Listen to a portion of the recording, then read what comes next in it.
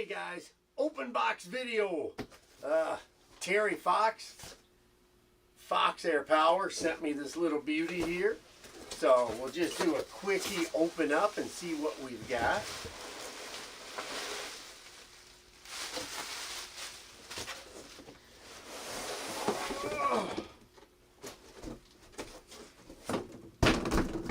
All right, Western brand.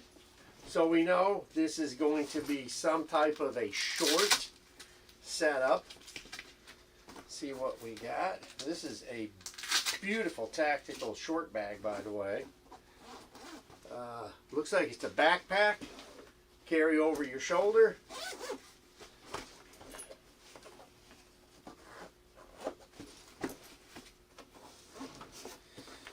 Plenty of spare bags. Another shoulder piece. A manual user's guide. It looks like the Mordax.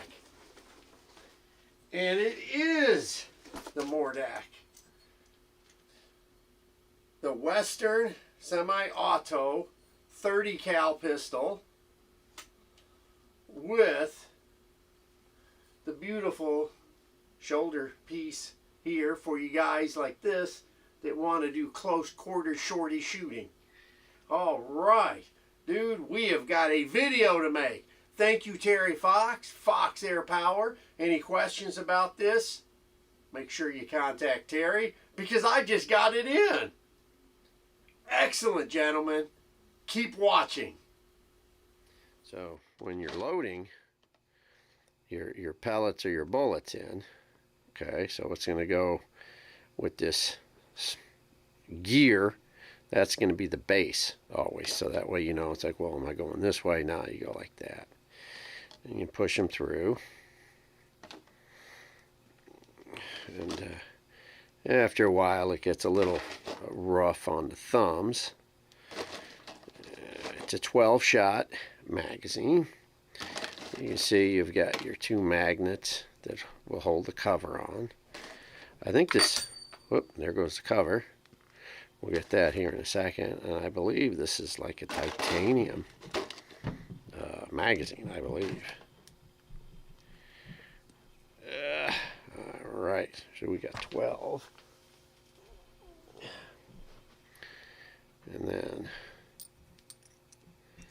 that just goes on. Boom. And the reason this is here is for pellets. You know, when you're putting pellets in, they're a little loose, they want to come back. Well, the holes here are just slightly smaller than the cavity holes, so that way it can't come backwards on you. Now, putting this in can be a right royal pain, and I've discovered that you just kind of push it in. Okay, you'll feel it. Okay, it's in now. And then as you push this forward, you see it won't go. It's just, you just let this come, you know, spring tension pushing it this way.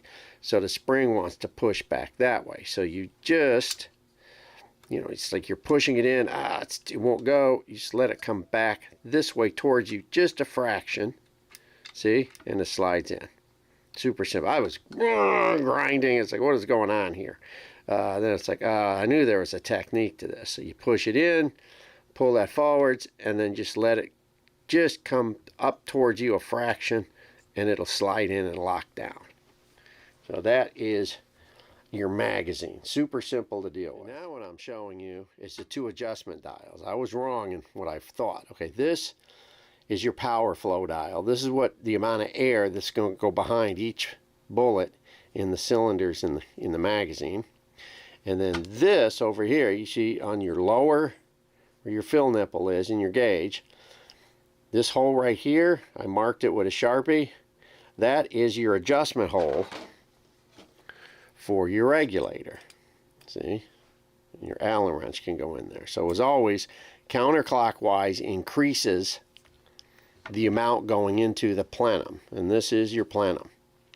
And you notice this is a carbon fiber bottle, not aluminum. This is part of the Venom upgrade kit. Okay, so when this normally comes, your regulator is set at about 135. I've already increased this, so my regulator's already pushing about 155. I want a little more punch out of this, and we'll go through that a little bit later. But so counterclockwise would be that way. You can't do it with the little short end. You got to put the long end in. Counterclockwise, just a little bit, and then I'm dropping everything today. Increases. This is your plenum. This is your fill. Okay, and it says 300 bar on the side, but I think we can try, which is like 4250. I think we're going to do 4500 because this is the upgraded Venom. So that's what we're going to look at. So those are just two of the tiny details I wanted to cover. Now I show you homies this all the time. I got 3,700 PSI in my two tanks, but we're going to put 4,300 in the itty bitty tiny machine there. Unfortunately, it'll take a lot of tiny strokes. Let's see what I'm doing here. Let's see. There we go. Okay, here's the booster. This area here is filling with air, and when I pull the lever, the piston will force that air up into the rifle, and it won't go backwards because it's a one-way check valve. And then the excess air, unfortunately, that this fills with just gets blown out into outer space. I think the big units, the expensive ones, have some type of feedback hose where it somehow gets cycled back. But I'm Mr. El Cheapo. 4,000, 41 right there. Remember, we started at 27. We're almost. This digital gauge fluctuates up and down, so we're almost there. 43. There we go. And it does say do not go over 43. So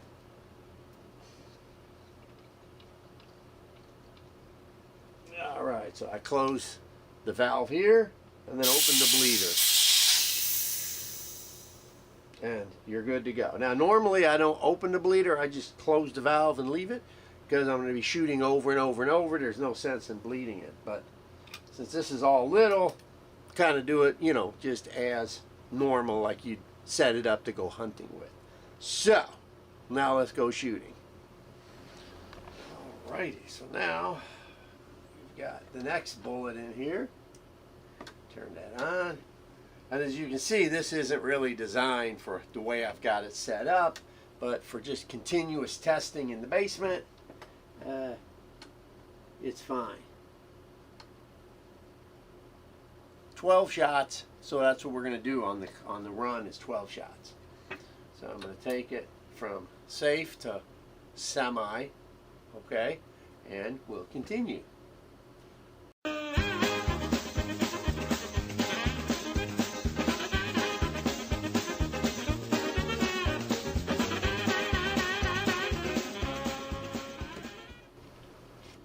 Okay guys, so we have shot this with the short can. See the short can? We've shot it with the long can, being the what do you call it? Geez, oh Pete, come on brain. This is my favorite mini Shogun. I should know that. You know, it's one of my favorite mini series. You know, when it first came out.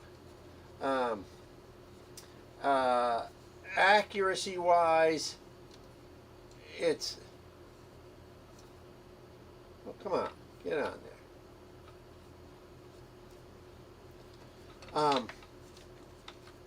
Accuracy wise, they're about the same. I think maybe the Shogun is giving me just a tweak better grouping. It's definitely a lot more quiet, that's for sure. But again, if you're outside, it's not that loud to begin with. So it's really, you know, this is a tool for a job. What are you looking to do with it? You know, so all right, now we're going to do full auto, which I have not tested yet. So let's see what happens. Fire in the hole.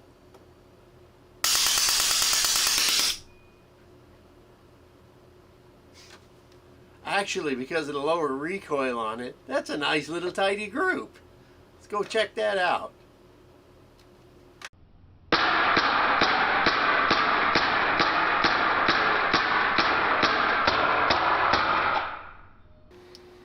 So this is just some of the testing we've done so far.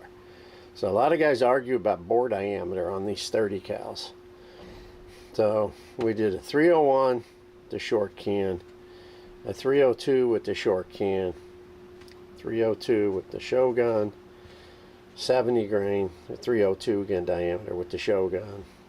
There was a Shogun on full auto, 66 grain, 70 grain, 66, 66, and 66. So it's not as tight as I would like. I'm questioning on whether or not this barrel is set up for pellets. I have to order some. Unfortunately, I don't have any 30 cal pellets in stock. So we're getting closer, gentlemen. We're getting closer. Okay. The sun is out, and we're trying to play with the Venom 30 here.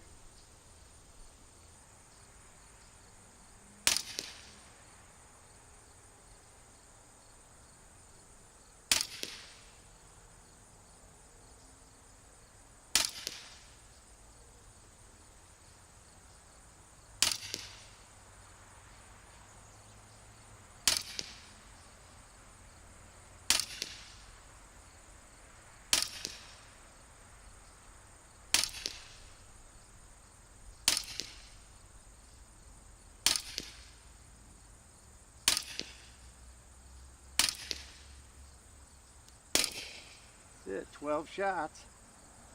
One flyer out here at like 55 yards.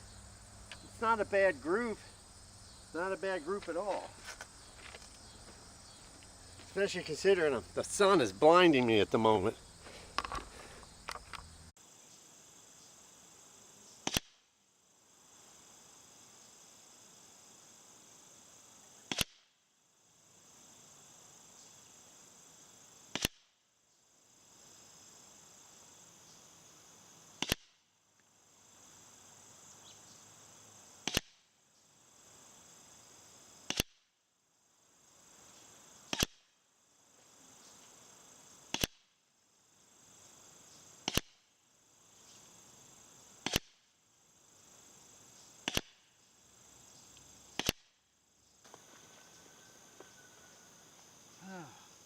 That's not a great, for me, that's not a bad group, guys, at 55 yards.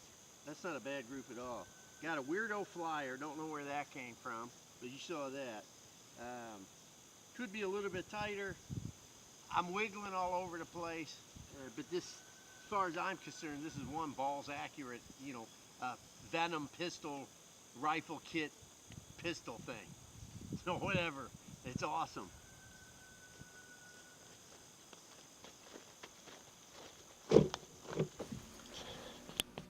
All right, guys, so I've talked to Terry, gone over a lot of details on the Mordax Venom. So this is not just the regular Mordax, it's the Mordax Venom. It's got the upgrade kit, not just the folding stock, but it's got the carbon fiber bottle over the steel. I think it's got a slightly bigger plenum. So what I did after I talked, now I get ahead of myself here, my brain overloads my mouth. When the rifle first comes out, your plenum or your bottle dial here, right here, is set somewhere around 135 bar, okay?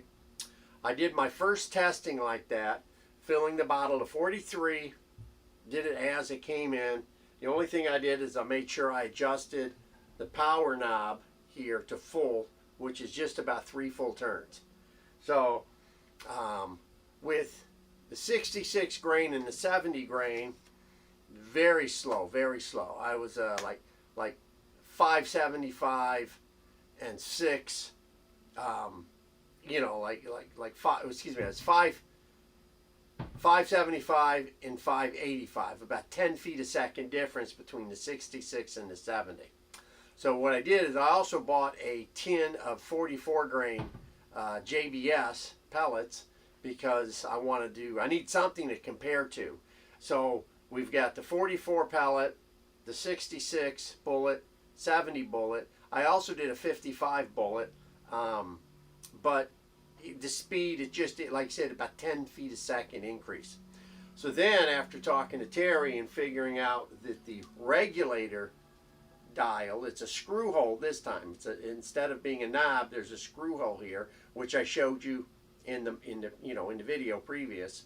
I moved that up to 150, tested it, and then right now I'm at about 160 on here, and it really pushed the speed up. I went up from 520 or 575 and 585 to 625 and 635. So I went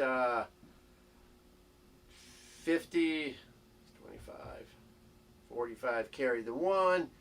I went up. That's all that matters. And then the pellets, the 44 grain pellets, were coming in at 730, 735. So pellets at the moment is definitely the winner out of the 3 bullets that I've tested. I don't know, it's an 8-inch barrel, and I don't know if the twist rate, I think it's a 1 in 28. I don't know if that's too slow for the short amount of barrel, but it definitely likes pellets over bullets. I'm not going to BS you and sell you something that's not going to be super accurate. When we get outside at 50 yards, we'll really be able to test it out. But at the moment, the pellets are definitely stacking, where the bullets, I got a much bigger group.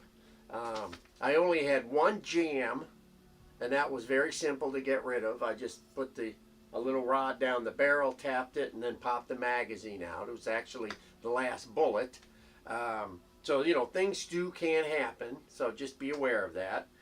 But other than that, everything was functioned well, shot well, played around with different scopes because I was having an issue with the ATN once I took it off, trying to line it back up with the right Picatinny spot. And it's really tight in a few spots, so I took it off and I put on the Simmons something or other. Basically, I was just looking for something that fit on there.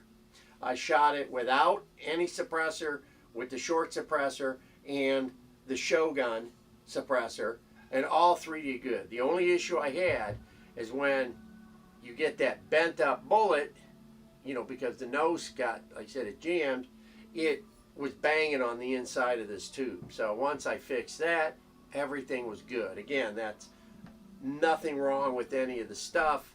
It just happened to be something with the slug.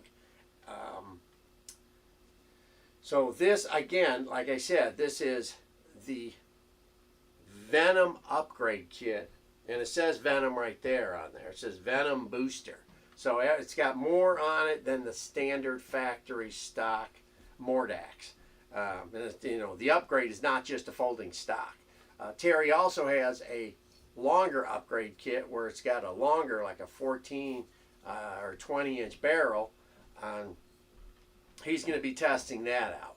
But at the moment, this is a very nice little pistol. And like I always said, are you buying this because it's a pistol? Or are you going to buy it and then want to put a whole bunch of conversion stuff on it to turn it into a rifle? Because if you wanted the rifle, you should have just bought the Sidewinder or the powerful big brother, the Rattler. So I think this is awesome as a little backpack pistol. You know, even as long as you got something to rest your arms on, you don't need the shoulder piece, unless you're like me and you Parkinson all over the place. So that is it, brother. That is it.